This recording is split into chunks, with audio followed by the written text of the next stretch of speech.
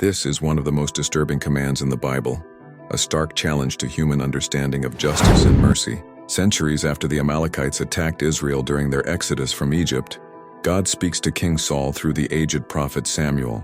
The divine decree is clear: wage war against the Amalekites, a nation marked for utter destruction. But this is no ordinary battle, no mere conquest.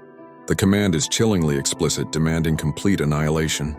Destroy everything: men, women, children, infants, even their livestock, sheep, cattle, camels, and donkeys are to be put to the sword. Nothing is to be spared. King Saul mobilizes his army, numbering 200,000 foot soldiers. He strikes at Amalek from Havilah all the way to Shur, near the border of Egypt. The victory is decisive, yet in a critical act of defiance, Saul spares Agag, the king of the Amalekites. He and his soldiers also keep the finest of the sheep, cattle, fatlings, and lambs, all that was good, justifying their actions as spoils for sacrifice to the Lord.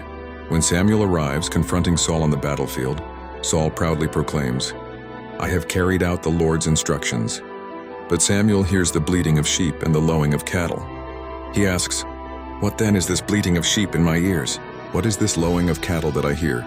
Saul, trapped, claims he saved them to sacrifice to God at Gilgal. But Samuel, filled with divine wrath, delivers a scathing rebuke. Does the Lord delight in burnt offerings and sacrifices as much as in obeying the Lord? To obey is better than sacrifice, and to heed is better than the fat of rams.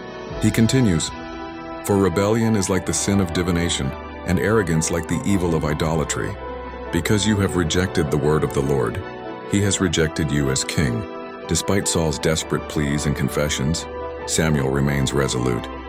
He personally executes Agag, cutting him to pieces before the Lord at Gilgal, fulfilling the divine command. And because Saul did not fully obey, because he prioritized his own judgment and material gain over God's explicit word, God rejects him as king. The consequences of partial obedience are severe. 1 Samuel 15, a profound and unsettling passage that forces readers to grapple with the complexities of divine command, the nature of morality, and the immense power of absolute obedience.